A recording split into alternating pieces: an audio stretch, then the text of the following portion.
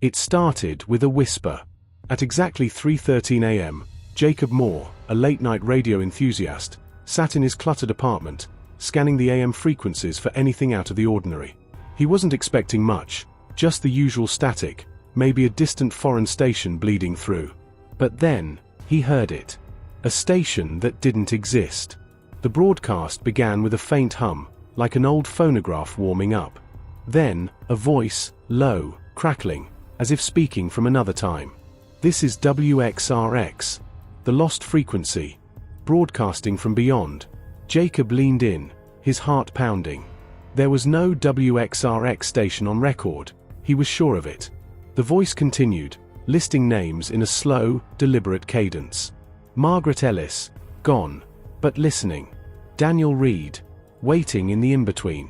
Samuel Carter, ready to cross. Jacob's breath caught in his throat. Those names, he recognized them. They were all listed in the obituaries that morning. And then, the final name came. Jacob Moore, your time is near. The radio let out an ear-splitting burst of static, then silence. Jacob shoved the headset off, his pulse racing. It had to be a prank. Some pirate station, playing on his exhaustion. But deep down, he knew better. His name was never supposed to be on that list. And now, he had less than 24 hours to find out why. Jacob spent the next hour scouring the internet for any trace of WXRX. Nothing. No records, no pirate stations, no archived broadcasts. It simply didn't exist. His fingers trembled as he rewound the recording on his laptop. The voice was unmistakable, low, deliberate, and far too clear to be random static. He replayed the moment his name was spoken. Jacob Moore, your time is near. A sudden chill swept through his apartment. The air felt heavy, pressing against his skin. He checked the clock, 4:04 a.m. His heartbeat quickened. Something felt off. Then, his radio flickered back to life. The same voice returned, but this time, the words were distorted, almost pleading. Jacob Moore, listen. His breath hitched. The voice wasn't just speaking, it was addressing him directly. The radio crackled again, and the whispering voices layered beneath the static grew louder. He could hear sobbing, murmured prayers, and then, run. A loud burst of static sent him reeling backward. His phone vibrated violently on the desk. Unknown number. With shaky hands, he answered. No voice. Just the same static from the radio. And then, something else. Breathing. Ragged. Too close. Jacob's blood ran cold as the last words came through the line. You have until sunrise. The call cut out. Jacob stared at the dead screen, pulse hammering in his ears. He didn't know what was happening. But one thing was clear, whatever WXRX was, it wasn't just a radio station. And now, it was coming for him. Jacob's hands trembled as he slammed his laptop shut. His breath came in short, panicked bursts. You have until sunrise. The words echoed in his mind, circling like a vulture over a dying animal. He grabbed his phone again. No missed calls, no call log from the unknown number. It was as if the call had never happened. His radio was silent now, but he knew better than to trust the quiet. He had to do something. Throwing on a jacket, he rushed outside. The streets were deserted, and the cold air bit into his skin, but the paranoia gnawing at him was far worse. He had one lead, WXRX. If no records existed online, maybe someone in town had heard of it. There was only one place open at this hour, an old, run-down diner at the edge of town. The kind of place where truckers and insomniacs gathered like moths to a dying neon light. The bell over the door jingled as he stepped inside. An elderly man sat at the counter, nursing a cup of coffee. His wrinkled hands were wrapped tightly around the mug, as if it were the only thing keeping him grounded. Jacob hesitated, then approached the man. Excuse me, he said, voice hoarse. Have you ever heard of a radio station called WXRX? The man stiffened. Slowly, he turned his head toward Jacob, eyes hollow and sunken. "You shouldn't be asking about that," he murmured. Jacob's stomach twisted. "Please. I think it's after me." The man exhaled a long, shaky breath. "Then you're already too close. WXRX isn't just a station." He leaned in, his voice barely above a whisper. "It's a warning." Jacob swallowed hard. "A warning for what?" The old man's eyes darkened. "For the ones who don't listen." Jacob's radio, still in his pocket, crackled to life. And in the static, he heard something that made his blood turn to ice. His own voice. Screaming. Jacob's hands trembled as he slammed his laptop shut. His breath came in short, panicked bursts. "You have until sunrise." The words echoed in his mind, circling like a vulture over a dying animal. He grabbed his phone again. No missed calls, no call log from the unknown number. It was as if the call had never happened. His radio was silent now, but he knew better than to trust the quiet. He had to do something. Throwing on a jacket, he rushed outside. The streets were deserted, and the cold air bit into his skin, but the paranoia gnawing at him was far worse. He had one lead: WXRX. If no records existed online, maybe someone in town had heard of it. There was only one place open at this hour, an old, run-down diner at the edge of town. The kind of place where truckers and insomniacs gathered like moths to a dying neon light. The bell over the door jingled as he stepped inside. An elderly man sat at the counter, nursing a cup of coffee. His wrinkled hands were wrapped tightly around the mug, as if it were the only thing keeping him grounded. Jacob hesitated, then approached the man. "Excuse me," he said, voice hoarse. "Have you ever heard of a radio station called WXRX?" The man stiffened. Slowly, he turned his head toward Jacob, eyes hollow and sunken. "You shouldn't be asking about that," he murmured. Jacob's stomach twisted. "Please. I think it's after me." The man exhaled a long, shaky breath. "Then you're already too close. WXRX isn't just a station." He leaned in, his voice barely above a whisper. "It's a warning." Jacob didn't stop running. His breath was ragged, his legs burned, but the terror kept him moving. He had to get as far away as possible, from the diner, from the voice, from whatever was out there in the dark. Yet, no matter how fast he ran, the static followed. The radio wasn't even on anymore. But he could hear it. Faint, whispering through the air. "Jacob." His name hissed between the radio waves, like something was calling to him from the other side of existence. He clamped his hands over his ears, but the sound wasn't outside. It was inside his head. With trembling fingers, he pulled his phone out and called his best friend, Evan. The line rang, and for a moment, there was silence. Then, "Jacob." Relief flooded him. "Evan, you have to help me, man. Something's wrong, I don't know how to explain it, but I need." The line crackled. Then Evan's voice distorted, twisting into something unnatural. "Jacob, why are you running?" Jacob's blood ran cold. That wasn't Evan anymore. The voice let out a low, rattling chuckle. "You can't escape the frequency." The call ended. Jacob's phone screen turned to static. His reflection in the darkened glass of a nearby shop flickered. For a split second, it wasn't his own face staring back. It was him. The other Jacob. His mouth was open in a scream, eyes wide with terror. Then the glass shattered. The static grew louder. Jacob stumbled backward, but the ground beneath him felt unsteady, like reality itself was starting to bend. A radio somewhere down the street clicked on. And through the static, the voice returned, calm, patient, inevitable. "It's too late, Jacob." The streetlights flickered again. Then, one by one, they started going out. Jacob turned and ran. The streetlights above him blinked out in rapid succession, like an invisible force was chasing him. The static in his ears grew sharper, more piercing, burrowing into his mind like a needle through his skull. He ducked into a narrow alley, his breath ragged. His phone was still in his hand, screen frozen in flickering static. He tried to shut it off, but the screen refused to respond. Then, live broadcast, Jacob Wallace, final transmission. His own name. His heart lurched. A distorted voice crackled through the speaker. "Jacob, we see you." His fingers trembled as he gripped the phone, watching in horror as the screen changed. A live video feed. But it wasn't from his camera. It was above him. A grainy, black and white aerial shot of the alley, as if something unseen was filming him from the rooftops.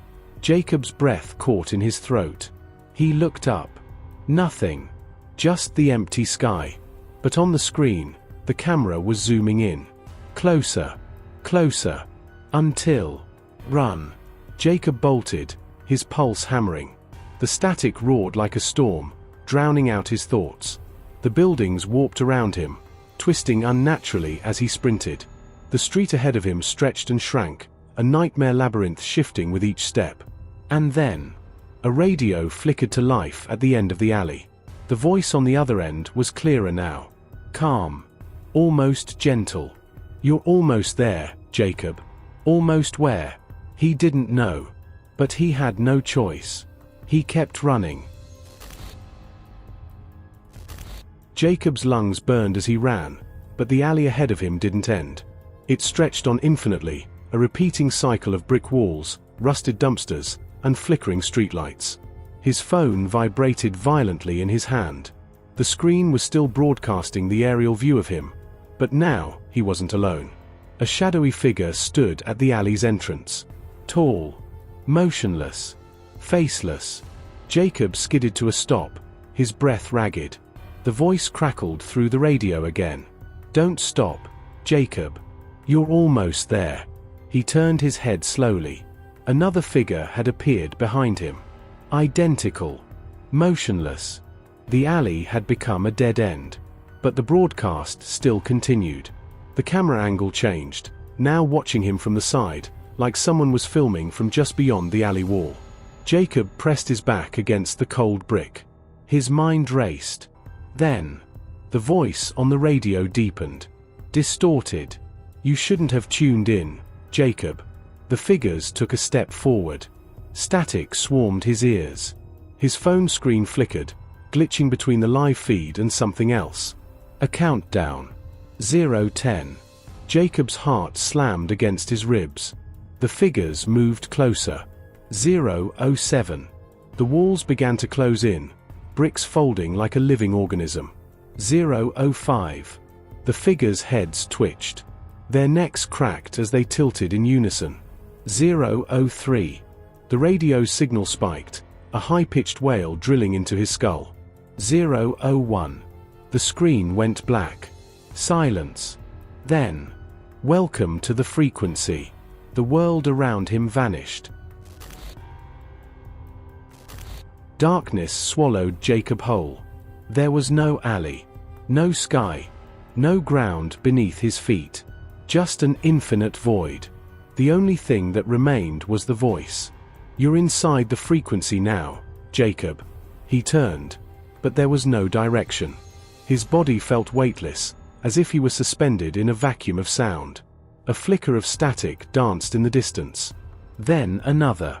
Shapes formed within the interference, shadowy outlines of people, dozens of them. Figures trapped within the transmission. Jacob's breath came in short, panicked bursts. "You tuned in, Jacob. That means you belong here now." He shook his head violently. No, this isn't real." But then, the screen of his phone blinked back to life. A live feed appeared. It showed a dimly lit room, an old radio sitting atop a wooden desk. And in front of it, himself. Jacob gasped. He was watching himself, staring blankly at the screen, eyes hollow, unmoving. Like a mannequin. His lips parted, but the voice that came out wasn't his. "Welcome, new listener. Let's tune in to your final broadcast." The static roared. Jacob's own face flickered, distorting, stretching, before it snapped into something else entirely. A faceless figure. Just like the ones in the alley. A horrific realization crashed over him. He had seen them before. They were all people who had tuned in. People who had listened too long. People who had never turned off the radio. The feed zoomed in, his faceless form staring directly into the screen. The radio crackled. And now, dear listeners, who's next? The sound surged. And the screen went dark. Silence. Jacob floated in the void, his thoughts unraveling like frayed wires. The radio frequency had swallowed him whole, leaving him trapped between the static and the unknown. The faceless figures in the distance twitched. Their outlines flickered, their presence distorted like old VHS footage. Then, a voice, soft but wrong. "Jacob, are you listening?" It was his own voice. Jacob turned, if turning was even possible in this space, and saw the screen from before. The one that had shown his own hollow, unblinking stare. But now, something had changed. The screen showed his apartment. The same room he had been in before all of this started. The flickering light bulb. The dusty radio. His chair, empty. Someone had been erased from it. His heart slammed against his ribs. "I need to wake up." The static whispered back. "You're not asleep." Jacob's breathing quickened. Then, another shift. The screen now showed something else. A live broadcast. At the bottom of the screen, a text overlay appeared. "Live, listeners tuning in. 27,341 watching." A chilling realization clawed at his mind. This wasn't just happening to him. The broadcast was spreading. The camera feed zoomed in, focusing on an open door in his apartment, one that hadn't been opened before. A doorway leading into a pitch-black corridor. A chat window appeared at the bottom of the screen. Messages flooded in. "Where does that door go? Bro, this is fake, right? Nah, I don't like this. Something's moving in the dark. Is he gonna go inside?" Jacob's body tensed. The chat wasn't talking about him. They were talking about the thing behind the door. A shape emerged from the blackness. Tall. Faceless. It twitched. Jacob screamed, but there was no sound. The screen flickered. And then, the view count jumped to 50,000. The numbers kept climbing. Live, listeners tuning in. 89,742 watching. Jacob's heart pounded. He was trapped inside the broadcast, inside the signal, yet the world outside was watching. On the screen, the dark figure had stepped through the open doorway in his apartment. It moved slowly, its limbs bending at unnatural angles, its head twitching toward the camera. The chat flooded with messages. "What is that? Dude, get out of there. Wait, where's Jacob?" That last comment sent a jolt through his mind. He was Jacob. But why were they asking where he was? The figure moved closer to the camera. Then, a message appeared. "The station is now accepting new frequencies. Tune in." Jacob's vision blurred. The static roared inside his head. New frequencies? He tried to move, tried to escape, but his body felt distant. Wrong. His fingers curled and twitched, then he realized something horrifying. He wasn't controlling them. A low hum filled the void. The camera in his apartment tilted downward, revealing a pair of legs in the chair. His chair. His body. But it wasn't him anymore. The faceless figure had taken his place. And it was still broadcasting. Live, listeners tuning in. 102,334 watching. The static surged. The chat froze. The final message flashed across the screen before everything cut to black. "You're next."